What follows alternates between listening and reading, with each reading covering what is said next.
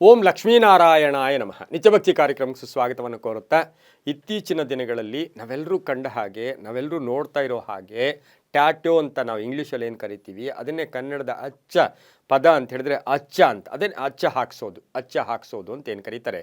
ನಾವು ಕೈಗಳ ಮೇಲಿರ್ಬೋದು, ಭುಜಗಳಲ್ಲಿರ್ಬೋದು, ಹೃದಯದ ಮೇಲಿರ್ಬೋದು, ಬೆನ್ನಿನ ಮೇಲಿರ್ಬೋದು, ಈ ಒಂದು ಅಚ್ಚ ಹಾಕ್ಸ್ಕೊಳ್ಳೋದು ವಿಧಿವಿಧಾನಗಳು, ಬೇಕಾದವರ ಹೆಸರಿರ್ಬೋದು.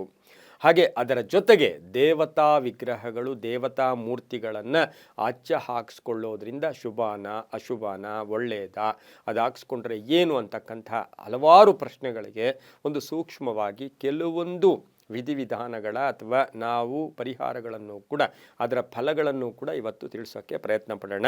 ದೇವರ ಟ್ಯಾಟೋ ಹಾಕ್ಸ್ಕೊಳ್ಳೋದೇನು ಭಕ್ತಿಯ ಸಂಕೇತ.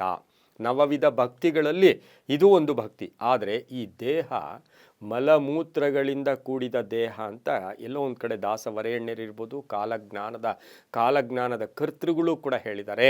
ಈ ದೇಹ ಮಲಮೂತ್ರಗಳಿಂದ ಕೂಡಿದಂತಹ ದೇಹ. ಅದರ ಜೊತೆಗೆ ಈ ದೇಹದಲ್ಲಿ ಮನಸ್ಸಿದೆ. ಈ ದೇಹದಿಂದ ನಾವು ಆ ಭಗವಂತನನ್ನು ದೇಹದೊಳಕ್ಕೆ ಆವಾಹನೆ ಮಾಡಿಕೊಳ್ಳುವ ಸಂಕೇತನೇ ಈ ಅಚ್ಚ ಹಾಕ್ಸ್ಕೊಳ್ಳೋದು. ನೀವು ಶರೀರಕ್ಕೆ ಭಗವಂತನನ್ನು ಅಂಟಿಸಿಕೊಂಡಾಗ ಮನಸ್ಸಿಗೆ ಭಗವಂತ ಬರ್ತಕ್ಕಂಥದ್ದು ಕೂಡ ಅದು ಒಂದು ಭಕ್ತಿಯ ಸಂಕೇತ ಆಗಿರುತ್ತೆ.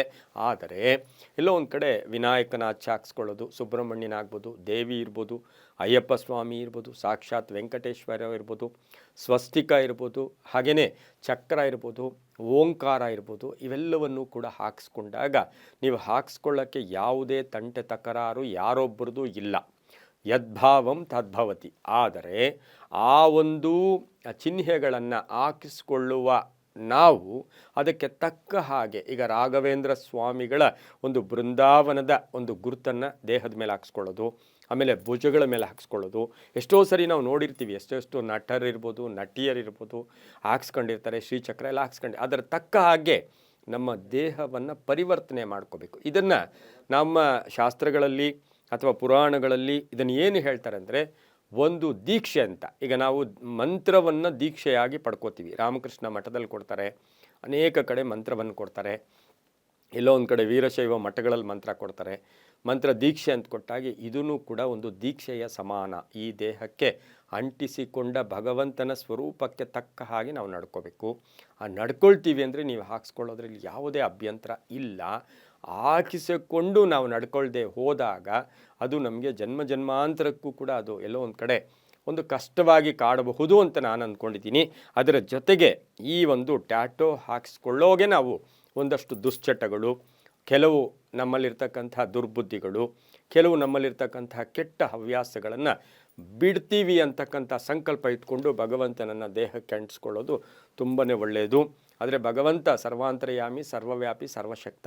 ಈ ಪಂಚಭೂತಗಳಲ್ಲಿ 3 ಭೂತಗಳಿಂದ ಕೂಡಿರ್ತಕ್ಕಂಥ ದೇಹ, ಮಲಮೂತ್ರಗಳಿಂದ ಕೂಡಿದಂಥ ದೇಹ, ಅದರ ಜೊತೆಗೆ ಮನಸ್ಸನ್ನು ಶುದ್ಧಿಯಾಗಿಟ್ಕೊಂಡು, ದೇಹವನ್ನು ಶುದ್ಧಿಯಾಗಿಟ್ಕೊಂಡು ನೀವು ಸ್ನಾನ ಮಾಡಿದಾಗ ಅದಕ್ಕೂ ಅಭಿಷೇಕ ಆಗುತ್ತೆ. ಹಾಗೆ ನಿಮ್ಮ ಮನಸ್ಸನ್ನು ತೃಪ್ತಿಯಾಗಿಟ್ಕೊಂಡು ನೀವು ಮಾಡಿಸ್ಕೊಳ್ಳೋದೇ ತಪ್ಪೇನಿಲ್ಲ. ಅದರ ವಿನಃ ನಾವು ಕೇವಲ ತೋರ್ಪಡಿಕೆಗೆ ಹಾಕ್ಸ್ಕೊಂಡು ಹೋದಾಗ, ಶಕ್ತಿ ಇದ್ದಾಗ, ಕಣ್ಣು ಕಾಣಿಸಿದಾಗ, ದೇಹ ಚೆನ್ನಾಗಿದ್ದಾಗ ಅವೆಲ್ಲವೂ ಕೂಡ ಶುಭ ಆಗುತ್ತೆ. ಇವೆಲ್ಲವೂ ಕೂಡ ದಿನೇ ಕಡಿಮೆ ಆದಾಗ ಇದರ ಪ್ರಭಾವ ಕೂಡ ದೇಹದಲ್ಲಿ ಒಂದಷ್ಟು ಕೆಟ್ಟದ್ದು ಕೂಡ ಆಗುವ ಸೂಚನೆಗಳಿರೋದ್ರಿಂದ ಜಾಗೃತಿಯಾಗಿ, ಯಾವುದೇ ಖುಷಿಗೆ ಹಾಕ್ಸ್ಕೋಬೇಡಿ. ಯಾವುದೇ ತೋರ್ಪಡಿಕೆಗಾಗಿ ಟ್ಯಾಟೋಗಳನ್ನು, ಆ ಭಗವಂತನ ಟ್ಯಾಟೋಗಳನ್ನು ಹಾಕ್ಸ್ಕೊಳ್ಳೋದು ಅಷ್ಟು ಶುಭ ಕೂಡ ಅಲ್ಲ.